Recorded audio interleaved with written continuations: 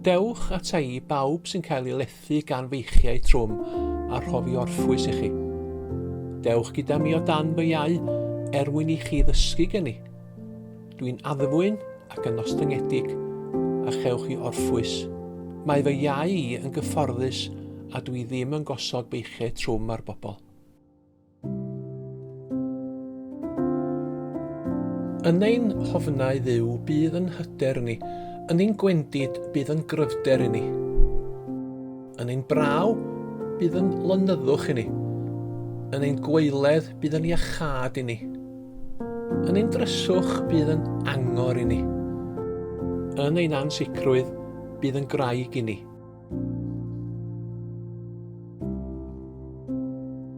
Yn ein tywyllwch bydd yn oleuni i ni. Yn ein galar bydd yn noddfa i ni. Yn ein anobaith bydd yn obaith i ni. Yn ein storm bydd yn heulwen i ni. Yn ein nos bydd yn ddydd i ni. Amen.